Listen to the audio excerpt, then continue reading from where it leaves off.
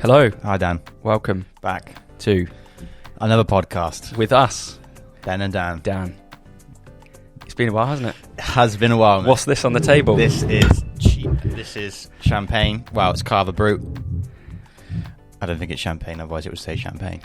Is it true that you can only call it champagne if it's from the region of Champagne? Correct. Have you ever been to Champagne? I have. What do you think of champagne as a drink?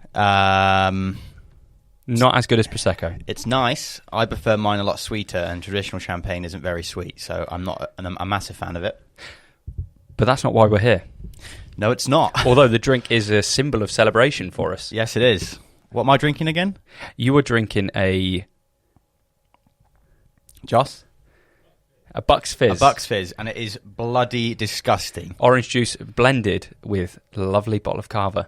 Joss, our lovely producer and good friend here at Ottr, actually bought us 2 bottles of bubbly stuff to go with orange juice, Bucks Fizz. Ben, I'm actually out of drinks, so do you want to open this one up and we can celebrate what is 5 years of Ottr? It is 5 years to the day, mate. 5 years to the day that what? I made the biggest mistake of my life. Wow. And that's not getting into bed with you sooner. Oh, God. So, yes, you are here, you are listening to us, the troublesome two behind Ottr, the co-founder. Troublesome two, Yeah. I like that. The dynamic duo. Also known as the Ottr Boys, that many of our great clients call us. They're like, I'll try and get some ASMR here for you.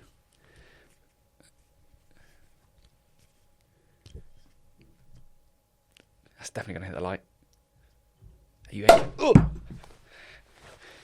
Oh, that was good. Thank you. Pour me one. Open a few bottles in my time, sir.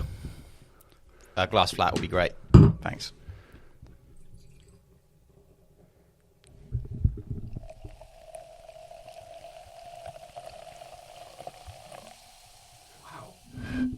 That sounded so good. Didn't it? It was. We should do sound recording in here. Cheers to... What was that noise? train, wasn't it? But there's no train tracks around here. Oh, I've just spilt it all over my legs. You remember we've done a couple of drink testings in our time. We've done a rosé, a red, and a white wine test. We should probably talk about the Aristel Carver Brut product d'Espagne. Oh, God. Bucks Fizz is gross. What time is it? 11:04 a.m. AM. Being the important part of that time. Second bottle of Aristel d'Espagne. Oh, it's even gross original. Anyway, happy 5 years, Dan. Thank you. Cheers to that. 5 years. 5 years down. Don't they say that most businesses fail within the first 2 years? First year. First year. 90% in the first year, and then 95% in the second year. What about 5 years? I could find out. It's just going to be higher. 99%. I trust you. I trust your judgment. It's a bit mad to think that many businesses fail, because I wouldn't say it's been overly difficult. No.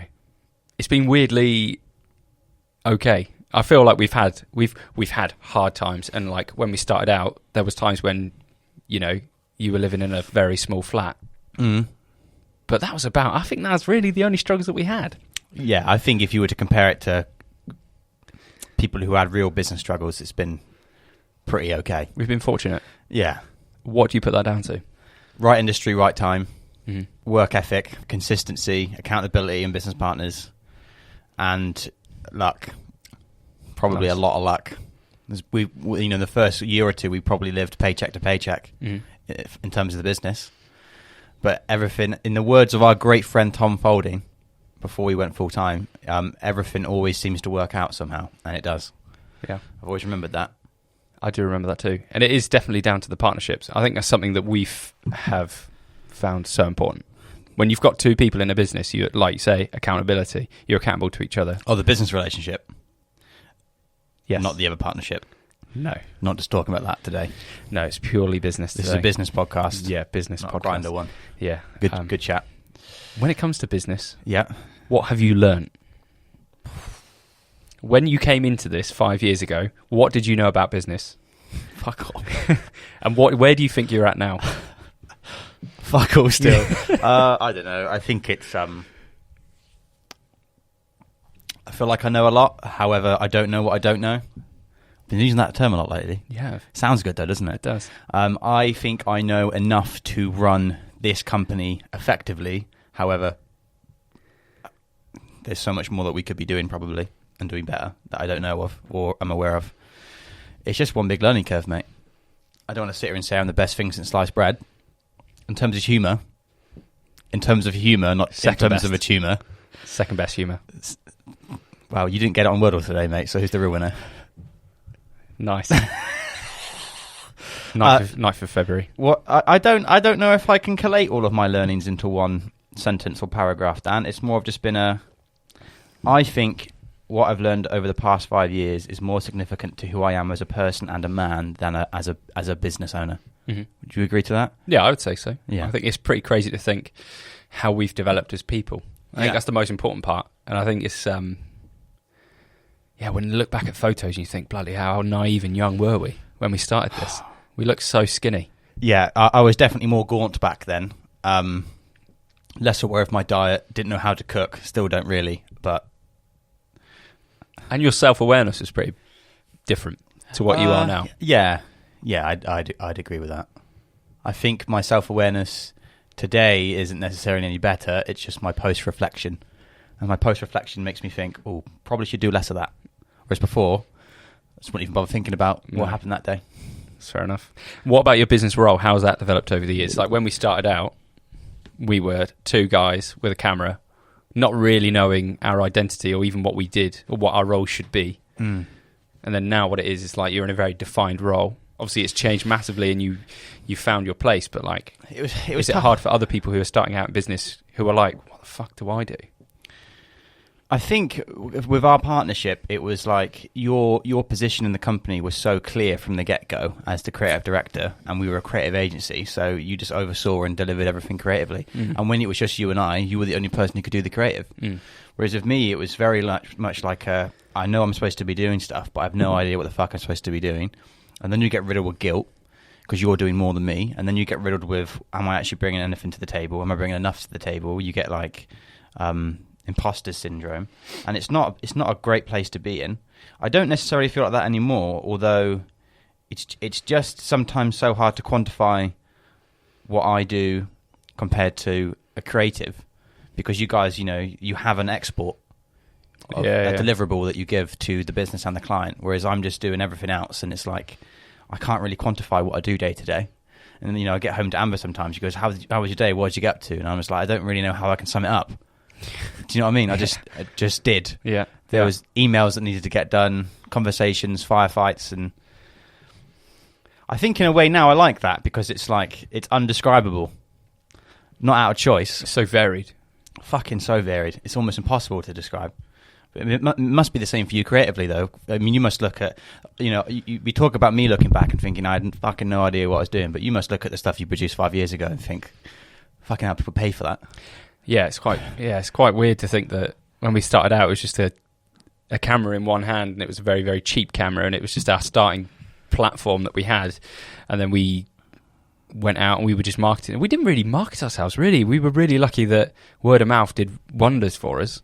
Right time. Right time, and we were young in the town, so people were really keen to work with us, and we ended up just landing a few really cool jobs, and then I think our name got around, and that's how we kind of built the brand on what it is today. And yeah, it's quite weird for me to think I started out making these films and I was everything creative, whereas I think now I'm weirdly taking a bit more of a backseat and actually overlooking a lot of the creative. Like with Joss and Max, they're taking on so much more work than I'm doing because there's two people there.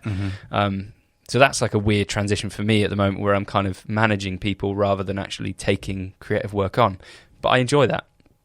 I quite, I like to look after people and make sure that everything's going good and smooth. But you like the director role? Yeah, I think it's... Here's something I found on the web. Oh. According to weddingwire.com, Tracy made sure everything was set up / taken care of in the beginning, and Diane made sure everything continued to go smoothly throughout the night until the end. I'm sorry, Dan, you were saying before Tracy interrupted. Yeah, I just think it's quite... Yes, it's interesting to see where the business is going and where it's going to go in the future. It's exciting times. Can you believe we got to 5 years? No. Did you think we'd get this far when you first started business with me all those years ago? No, absolutely not. When you saw what of a mug I was?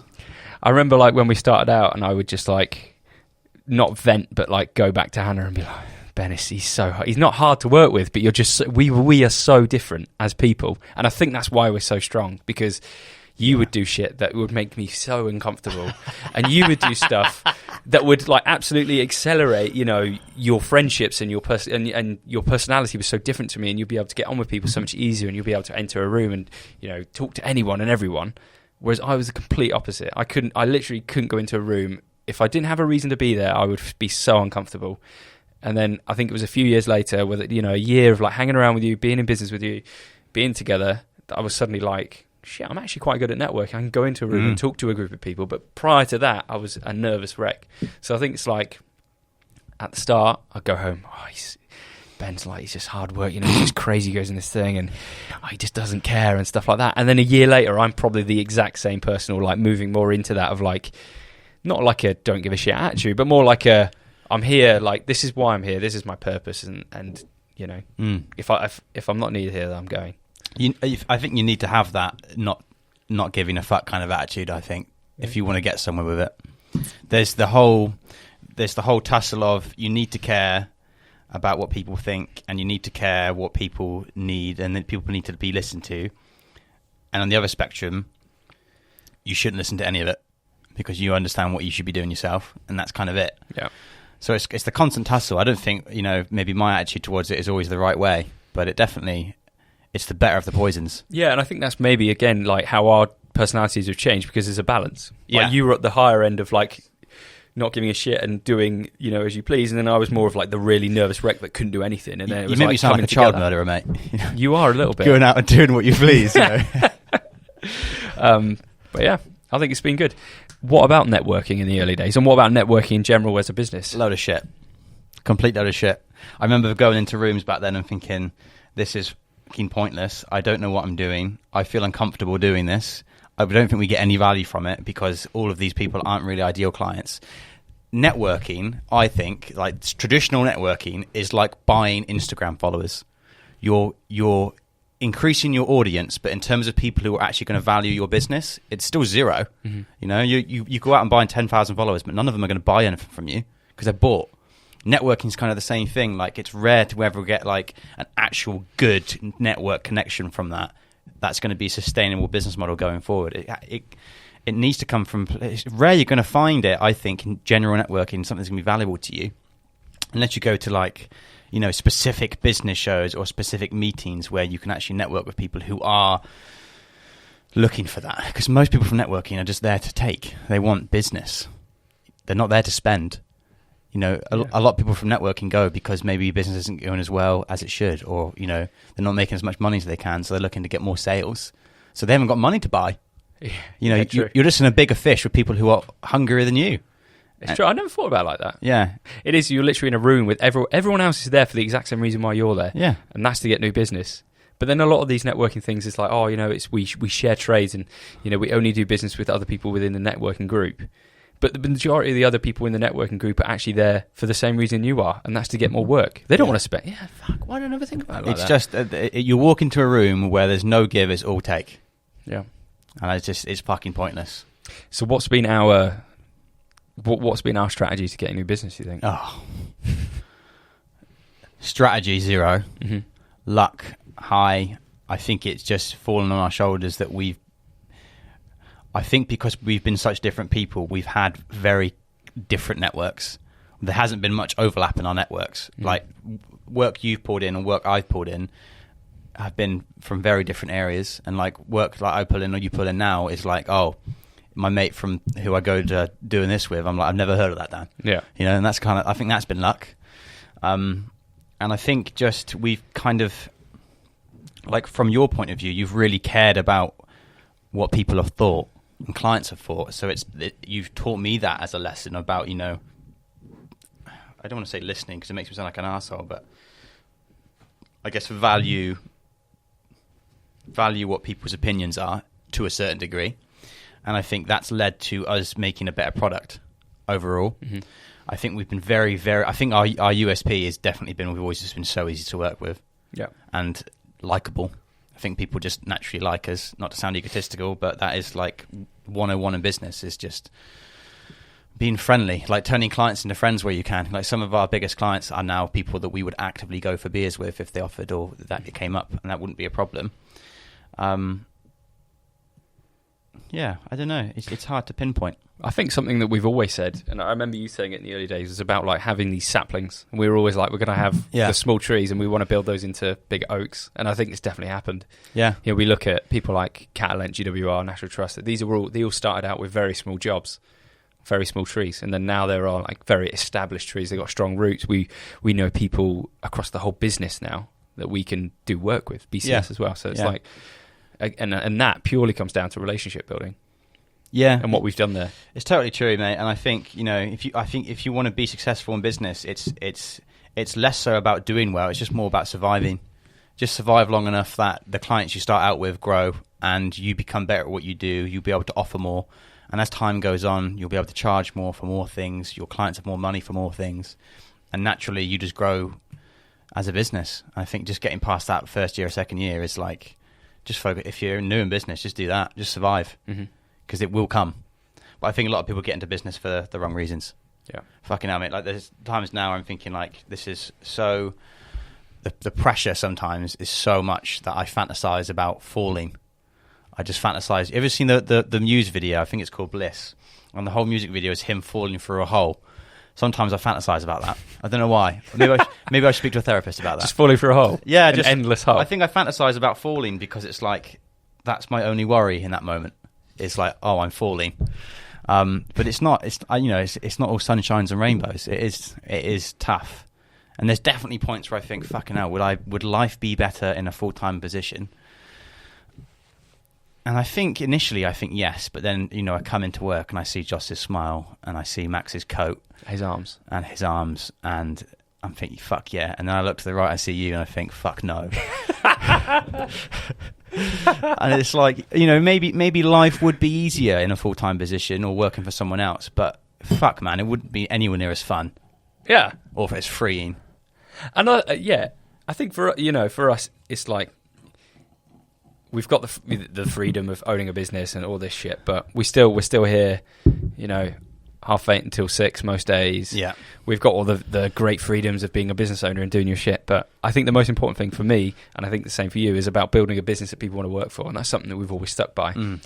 So if we can give our like happiness of what we've got to our guys in our team, that's the most important thing. Totally. And I think we get that. I think Joss usually outstays here. He's usually in the office later than we are most days, and then apologises when his lunch runs over. Yeah, for half an hour. It's like, come on, Joss, we don't mind, but if you do that again, you're fired. So, looking back at some of the early projects that we did, are there any stand-up ones that we did in our first year or around when we started that you can think of? Projects. We can do a quick fire round for this. Well, obviously, NT National Trust, that 14-part documentary. How can that not be?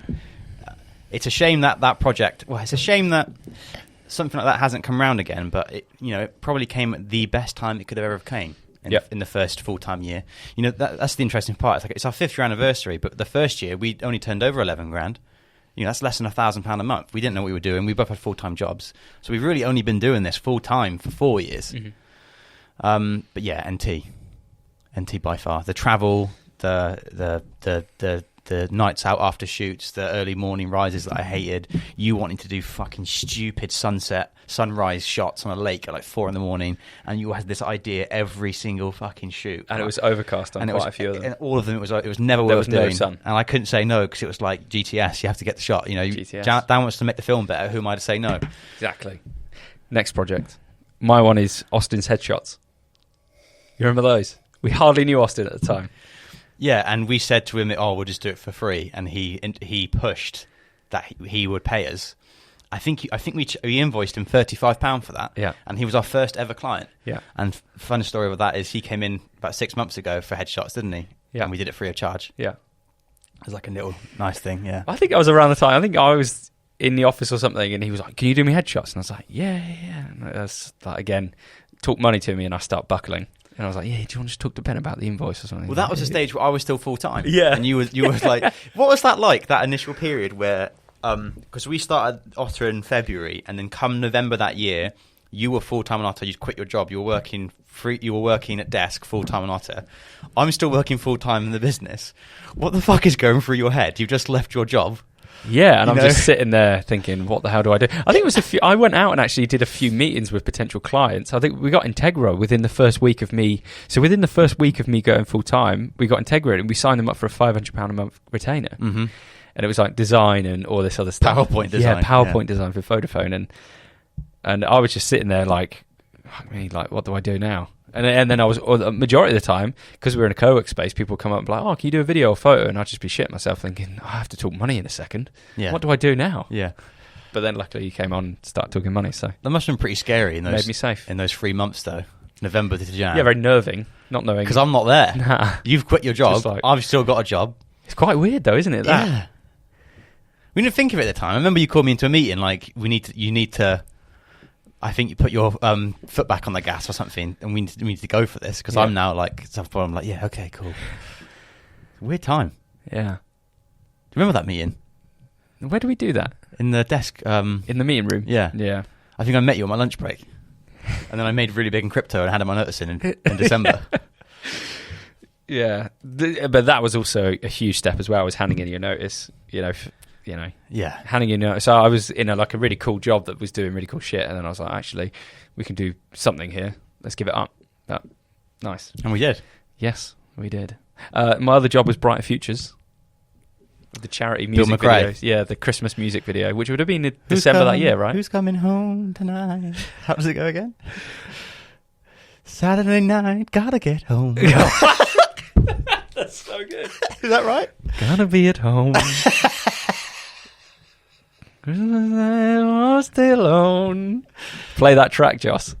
Spotify, link it. I'm not sure it's on Spotify because it's a private release, but I've got the CD signed. So. I will just check it for Bill's sake. William McRae? Would it be William or Bill McRae? I think it is Bill McRae. So for those listening, Bill McRae is, I think he's one of the UK's biggest renowned heart surgeons or heart specialists. He's chief cardiologist at Chief GWH. cardiologist, and he's well known, but he's a great Irish folk singer. And they commissioned us to do a video, which are raising money for Brighter Futures, which is a great charity. And we offered to do it for free. And we did the music video, and we ended up like filming on an ambulance in some random person's house on a ward. And I had called in sick that day to film it, and my boss at the time, who I won't name, but was a bit of a knob, he basically called. He found out when he got in contact with the client to find out whether I was there or not. And the client, Kat, bless her soul, Kat Hyde of Brighter Futures, told a little white lie and said, "No, I've got no idea who that is." What a legend! And I didn't get told off that day, but she had your back. It was times like that where it just really solidified the fact that I don't want to work for people. Yeah, if that was your boss at the time, or people like that. No wonder why you wanted to hand your notice in. No, I just don't want, and I don't want to start a culture where it's like that. Mm-hmm. If Josh is calling in sick to do freelance work, I won't even bother calling the client. I'll just sack him. Just save him the trouble. Hey, Josh, I can hear you laughing, mate, but I'm being dead serious. I wouldn't sack Josh. Couldn't sack Mum's favourite, because if I sack Josh, we'll lose half our clients. Yeah, all the mums would be after us. I'm pretty sure if we sack Josh, GWR would leave. Well, what do you mean? There's no Joss anymore? All right, yeah, we're out. We don't want it. That's because GWRB with Joss. He's stolen them from us. Conspiracies. That's the one client he'd nick, isn't it? And BCS. Bastard. And Quarter Cloud. Bastard. He does do a lot around here. He does. Yeah. Next up, any other projects that you've got on the top of your head? From the first year or just in general? In general. Marbella with Core was cool. Yeah. I guess because it was travelling. The Mercedes was a pretty cool little gig that we did. It was a cool gig, yeah. I don't know, mate. It's all just become numb. What about other moments except from jobs? Oh, moments. Probably test driving the Defender. Yeah. That was nuts. Yeah. And like stalling it about 4 times. God. And then following you home. Did I drive your Polo home? No, you had the Igo, yeah. Yeah, we followed you home. Because when we test drove it, he was like, yeah, sure, you can test drive it. Give me the keys to your car. What have you got? And you're like, an Igo. And he was like, okay. Took the keys of an Igo. Yeah. Probably thought. Bright orange. Yeah. What am I going to do with this? I think moving into our own office, not even this one, but the first one, above the tap, weirdly was cooler than moving into this one, in a way. Yeah. Because it was our first own space. Now look at this one, you think, fuck, this is so cool. But, I guess that was a moment to behold. I've got Berlin Berlin was fun. as a moment when we went into the spa and it was a completely naked spa in Germany that we had to quickly adapt with. Yeah. I've seen a side to you that I never thought I'd see. That was the moment when I realised why Hannah's in love with you. Once I saw you start butt naked, mate. I understood what you brought to the table at that point. Exactly. A whole lot of German sausage. Huge. It's a whole hobbit down there, mate. A hobbit. They got big feet. Berlin was cool, but Rome was better. Yeah. Just because in Berlin I was kind of crippled from my misdiagnosed leg problem. Bad leg. Yeah. Bad knee. Aside from moments, I've now got some other points which are, I guess, more business related. It was about the lessons that we've learned, and I put here the importance of retainers, the cash flow, because cash flow has always been something that we've always been on top of. Partnership is in us too, and then nurturing clients, which we've already spoke about. So I think we're all pretty key. What more moments do you have? Bringing on Joss was pretty fucking nuts. Do you remember like Joss's first day? It was kind of like we were looking at each other like we would just become new parents. Yeah. And we were like, oh my God, we have a whole person here, this baby, and we've got no idea what we're supposed to do with it. And Joss is looking at us like, okay, I'm here to work. What do you want me to do? And we're like, fucking no idea, mate. We went for that meeting in the up in Old Town, didn't we? Oh, at King's Head. King's Head near the fire. Yeah. And I printed off some documents. I was like, okay, Joss, do you want to just write down here potential What your clients you would like to do and your weaknesses and some of your strengths, and we'll try and work on those. Do you have that paper anymore? Is it still in your bag? Joss's weakness is arms are too big, legs Yeah. are too toned. What do you reckon Ottr does for people? If we look at Joss now compared to what he came on like, I looked at a photo of him earlier. He had no facial hair. He took his glasses off. He looks so attractive in his glasses, doesn't he? He's blushing. He's just blossomed like a tulip, that boy. Yes, yeah. You know, he's gone from what I would argue is something you would discard on the railway to something that you would easily frame on a painting. Yeah. Or a vase. If I was his parents, I'd be so proud. I'd be so proud. Graham Henderson, if you're watching, and Nicola. Nicola. Nikita. It is Nicola. It is Nicola. Nicola, if you're watching, I always say it's Nikita to annoy Joss, but I perfectly know what your name is. Thank you for watching the vlogs. And yeah, thank you for raising such a great boy. Birthing Joss. You raised Joss, and then we've taken over the reins, and we've looked after him since. And we hope we've made you proud. He's become our child in a way. He has. What a good boy. Where do we go from here? Maybe about you're expecting soon, aren't you? What? Fuck off, am I? I'm getting married soon. Yeah, 5 years ago. Who would have thought you'd be getting married 5 years ago? I know, mate. To a woman. Not me. Yeah. Not to you, yeah. Yeah. Fucking hell. Weird time to end up. Yeah, we're getting married in Greece. Wow, congrats. And you're the best man. Am I? Well, I've got no answer to ask, really, Oh, mate. thank you. Yeah, you're welcome. That's cool. The problem with this business malarkey is it takes up so much of your time, you don't really have time for friends. Nah. I was talking to Hannah about that the other day, and she was like, oh, I've not really got many friends. And I was like, well, I don't think I've got many either. I've got work. I won't even say the work. Like, I hate saying the work colleagues because it's not like, Joss, Max, you're friends. I don't see it as anything else. That's where my heart's at. Yeah. So, yeah. I agree with that, mate. I agree with that very deeply. Who should we thank? I want to thank my parents, Amber, and Integra for that first job.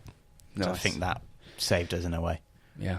Who do you want to thank? I want to thank my parents, Hannah, and I want to also thank Austin for giving us £35 for a headshot. You're a legend. You fucking legend, Oscar. You absolute legend.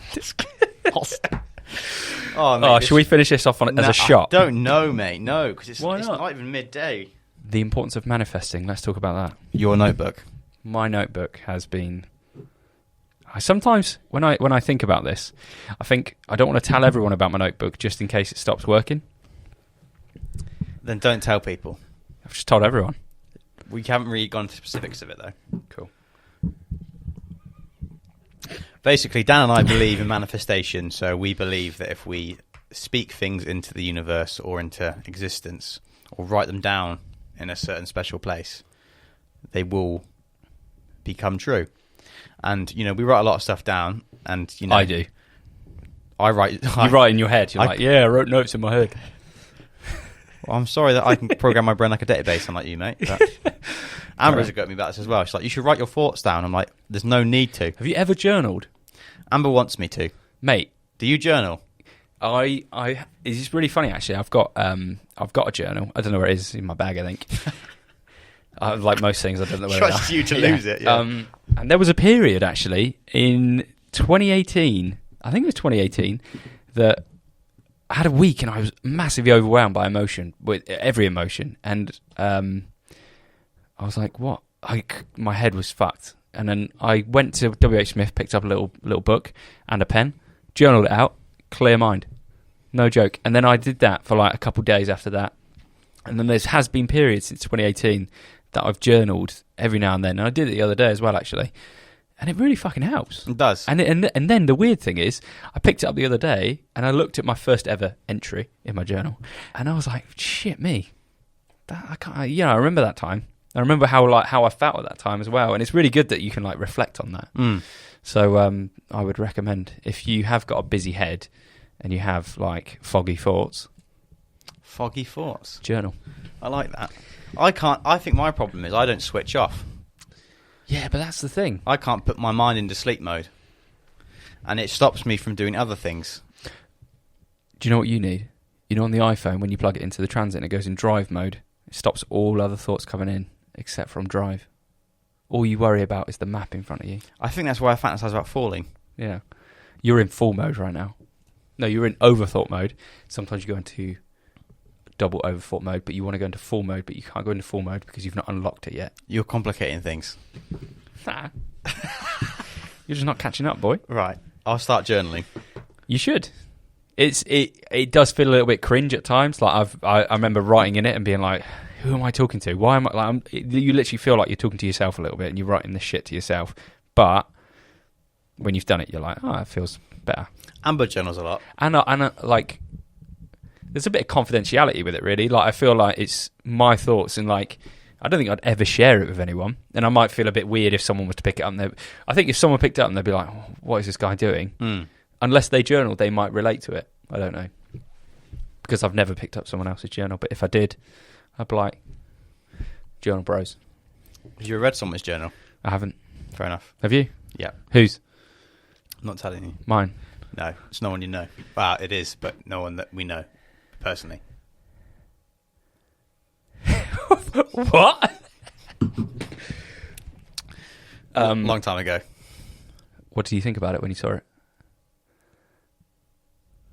We've got to move on. Cool. What about content do you think people should consume? Number one being how to make friends and influence people. Oh yeah, that was a big turning point for our business and our personalities, I think. Reading that book. Please refer back to that book. How You Make Friends and Influence People by Dale Carnegie, I think it is. And it goes through about 12 points that you should follow in life in order to make friends and to influence people. And we have found it massively helpful when it comes to client relations, our own relationships, running a business, and how you treat people day to day. I think it is a book that I will force my kids to read. And it's something that I wish I read more of. Me too. Or read again of. We forced our first child to read it. Did he? He didn't fucking read it, did he, mate? I don't know. He says he did. Wow. And then our second child, lovely Max, we've told him to read it. I think I got him the audiobook, yeah. You got him the audiobook. There we go. If you are someone who commutes a lot, you should absolutely get it on Audible. If you're someone who... Sponsored by Audible. If you're someone who wants to make more friends, then you should check out How to Make Friends and Influence People by Dale Carnegie. That's a good accent. Thank you, sounds mate. Just like it. Thank you. Do you think you're a good boss?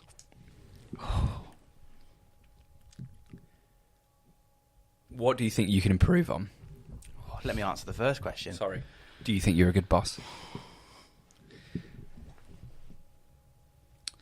I think I care about treating staff the right way, but I do think I could be better. In treating staff the right way?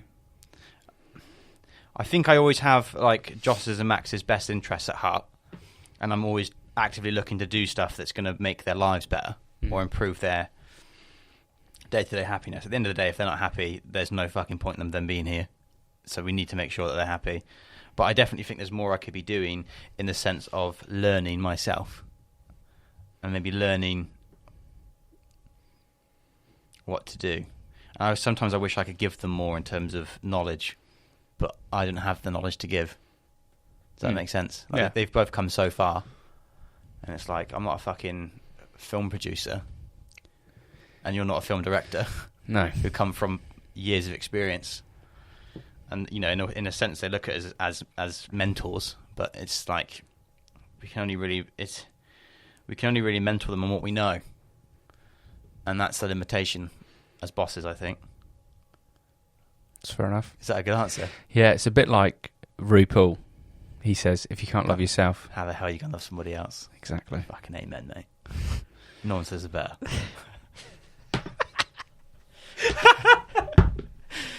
Do you think you're a good boss?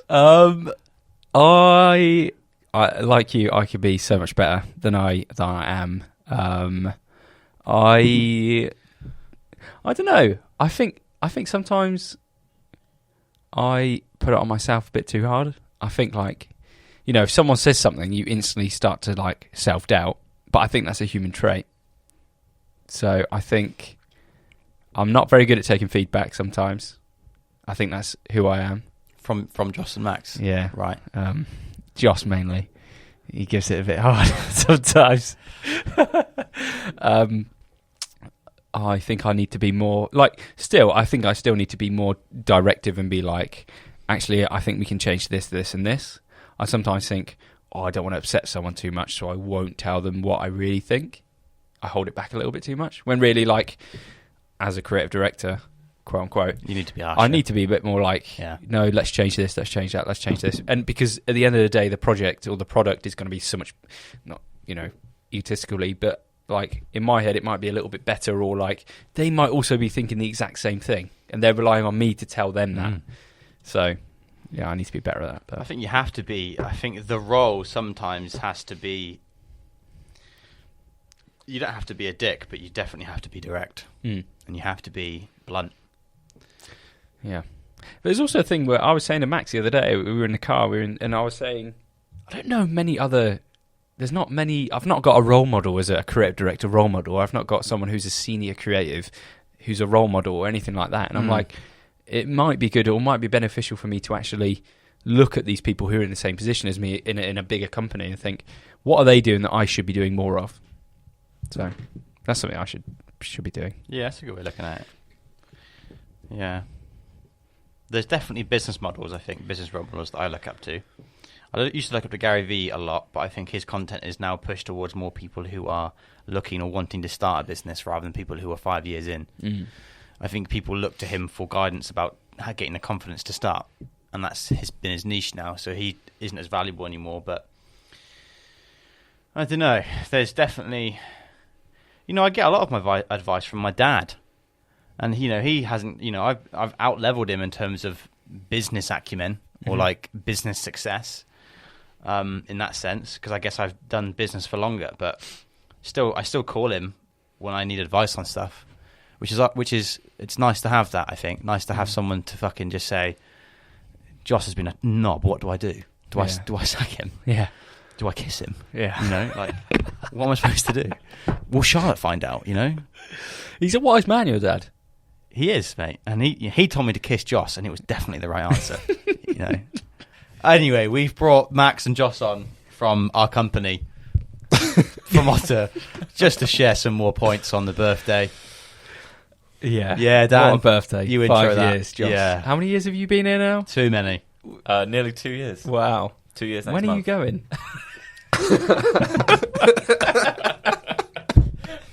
Sorry, Joss. That's all right. Grab boss. your coat, mate. Over to you. What do you want me to say? Just talk. About what? Anything. No. You're leading this podcast. Do you remember the time, actually, Joss, that we went and reviewed wine up on the Ridgeway and you filmed it? I do remember that, yeah. And that was the first time we asked you to drive us because we're going to get very drunk. Yeah. He said, Joss, you're going to have to drive because you're going to drink so much wine. I was very nervous driving you there because I'd never had you in the car before and you're my bosses. And then I was even more nervous driving you back because you were hammered. We drank so much wine. It a good shoot. I've actually reviewed the footage from that. It was funny as you like. Talking about wine and drink and alcohol, what do you think of the Bucks Fizz, Max? I really enjoy it as a. Don't know where I was going with that, but As a creative, it's nice. Great colour. I've heard a lot about it, and people drink it on Christmas Day, don't they? So you've and never I really had enjoyed that it. on No, I Christmas Day? actually haven't. But this is the first time I tried it, and I very much enjoy it. Wow, Joss. But it is a Wednesday morning, so I have to be very careful not to.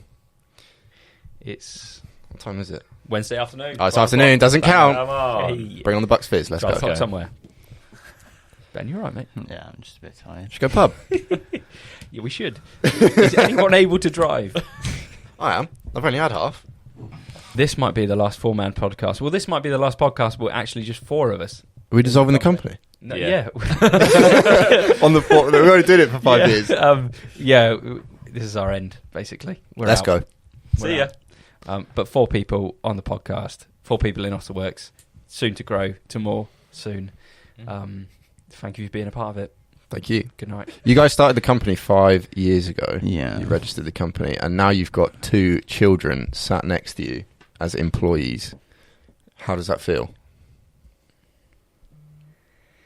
Speak, Dan. Bewildering. God's sake. Cheers, then. That's a, Who that's a really good would show. have thought 5 years ago that we'd have a team of 4? That's pretty weird. Wouldn't change it though. 3 years ago, you didn't know either of us. It's true. That. Yeah. You didn't even know that we existed. Well, maybe Joss, but definitely not me. That's weird, Barely. isn't it? Weird. Yeah. Didn't know Joss. We met at the start of February. I was in Barcelona about 2 years ago to the day. So we met around this time 2 years ago. Isn't that mad? You started with us on March the 2nd, 2020. 2020. Yeah. You sent us DMs. saying- Yeah. He's got a tattoo of it on his arm. Joss, let's talk about that angle actually. Yeah, go on. What you got a job with us because you persistently asked us to get a job with us. Well, you know you were keen. Keen bean. Keen Bee. You chatted to us. I did. On the line. Chirped it. I messaged you boys and said, well, I've been following your stuff for a while before that. Was unhappy in the job that I was in and really wanting to break into the creative world, especially video. Didn't really know how to do that. So we kind of sat waiting. And then my sister actually introduced me to your stuff on Instagram. It's like, oh, you should follow these Wow. guys. They're doing Why was she following us? I don't know. I For think me. Did she fancy Ben again? everyone It's just fancies another one. me. Plot twist: no one fancies me anymore. Used to be the other way around. That's a different story. Somehow she was following you guys and like saw your stuff and thought, oh, you know, Joss would like this. So then I followed you for a while, watched your vlogs, listened to all the podcasts, and then it was actually Charlotte that pushed me to message you guys. 'Cause I was like, oh, I really like what they're doing. I'd love to just even talk to them to get their thoughts on maybe what I could do. And then we met for it was meant to be a coffee, but it was a beer because the coffee machine was broken at the time. Obviously. Legends. And I expressed my interest in working for you guys. Was it? We have a beer, did we? You didn't. You'd been to the gym that day. I remember everything about that. Legend. Mate. Gruff served us. Oh yeah, it was He Gruff did. in there. And he asked us afterwards, like, "Oh, who's that young boy?" Young boy. And now he's your barber. That was my barber. What a change! And I your know. best mate. What a life! My best mate. What a life! And then Max, actually, when it comes to you, I sent you the first ever DM on LinkedIn. Yeah, you did, because I connected with you. I remember Yeah. that. Yeah. Wow. Yeah, I remember you sent me a DM. I remember being really surprised to get a DM. I was like, wow, that's actually a very nice thing to receive on a school What did day. you say? I think it was like, "Yo, Max, I really love what you do at Graysky," or something like that. Yeah, it was just like talk, just like chat, really, Just wasn't it? Like chit-chat. it wasn't any. I think we were just talking about. Sex. Yeah, pretty much. Yeah. He was flirting with me a bit. I flirted back, and here we are. Gets the job done. No, so yeah, you reached out to me, and we just started chatting. And then I think I remember a job came in for us that we couldn't do, and I either rang up. That was really weird of me doing that. I like either rang you up or I rang you. I can't remember who it was. Yeah. Being like, "Hey, do you want a client?" And then naturally, because it's a client that I sourced, it fell through. And then Yeah. I ultimately decided to leave and gave you guys a call, and here we are. Boom. And I had an interview, and yeah, I remember being really nervous on that interview. And I remember when I got the job, you guys on FaceTime, I was sat in my room, and you were like, you put the camera onto the lens. I was like, oh my God, I'm on YouTube. What do I do? What do I do? What do I do? Choked it, and then hung up the call. And I remember going downstairs and telling my dad, I was like, I just bullshit. I just completely ballsed up a job acceptance Video call. and it will be on YouTube, so that's good. I don't know. Did it make it to YouTube? Probably not. No, I think it didn't Most of make my the stuff cut. gets cut. I don't know what we did with that around that time. We didn't put it in. We didn't put it in the vlog because the position was still open for like 2 weeks. Oh yeah, Even though we'd given it to Max. that was it. Yeah. Sorry. We thought just in case he's a bit of a knob, let's not put it in. Well, just the people. And I am a knob, and I've still got the job, so let's go. We've only interviewed for 2 people Yeah. for these 2. We interviewed once for Max. We only interviewed one person for Max's position. Same for Joss. Who was it? Boom. You. Oh, yeah. You're the only interview we had. We go on instinct, baby. Let's go. Mate, it's you. You're the one that's putting out the feelers with the first message because you did that to me as well. So What did I say to you? You said like... Probably the exact Yes, same babe, it's what he said. Something like, Yeah. oh, how you doing? Something like that. Just something really simple because I liked a bunch of Otter stuff. Must have been as soon as I followed you guys. I've just got eyes on the ground, mate. I just On know the what's ground, happening. Where are your eyes, Ben? Everywhere. On the prize. Sauron's eye. Middle of. Mate, this is such a mess. Is that Lord of the Rings I'm reference? sorry. I'm just On the whispering eye. a bit. Yeah. Peeking a bit. Peeking a bit. Should we get Amma to pick you up? She's not here. Let's do emails. Spreadsheets. Oh, you've got a call at one. I need to sober up, mate. Just get fillers. It's midday. Yeah, fellas. Do what you want, Joss. You both got Amexes. True. Josh, let's ask Dad for literally anything that we want. I want a tank. Ben, can I have a Tesla? You've got Amexes, mate. You get a tank. You get a tank. I want a tank. It'd be good to shoot on. We can mount a... What's it? A jib to it. The jib. The jib. Yeah. If you bring in retainers, you can both have a Tesla. Can't do that. They all fall through. Deal. Of significant value. 3-year retainer. All right. All right. Feelers. You see how it happened with me, Joss? I've got so many retainers under the belt. That's why I've got a Tesla. Is that why you're a director? Am Because you worked your way up. Something like that. I'll have to ask Dad. How do you think the Al Capone in the corner. How do you think the company's run? Terribly. I think it's a joke. I think it's a testament to your guys' success that we're still here. To be honest, I don't even know if that makes sense, but As in, you shouldn't be here, or as in every day, I get messages constantly being like, "What do you guys do?" And I'm like, I don't know, just edit stuff.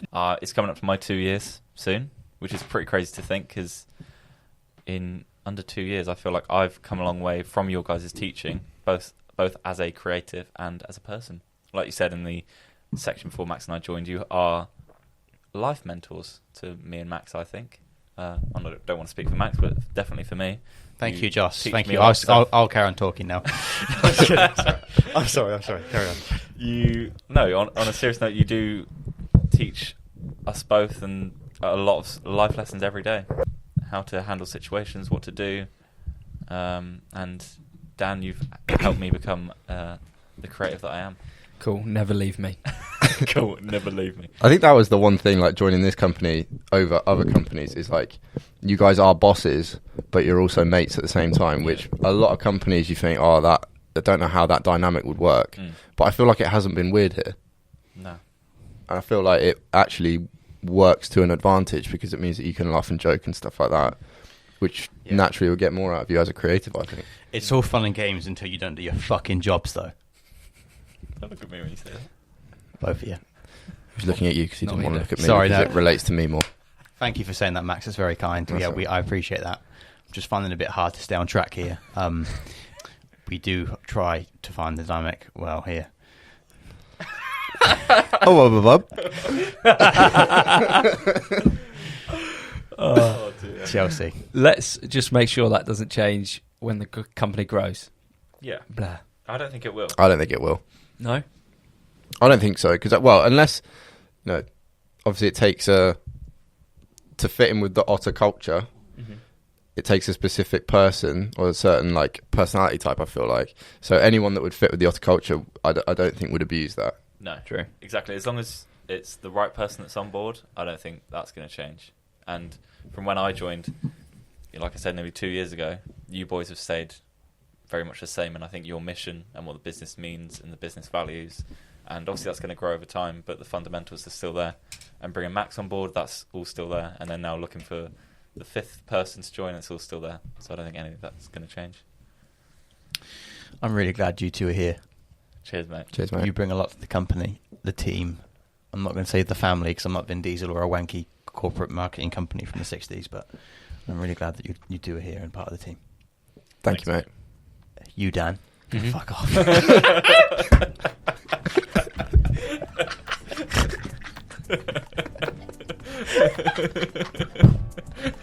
Oh, that was so good.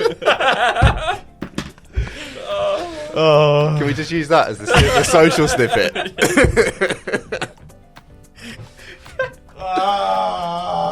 Here's to the next 5 years. Yes, thanks to the next 5 years. Thank you for being a part of this 5 years. Thank you for finally turning up in your last year. And I will always, Lord, don't tempt me.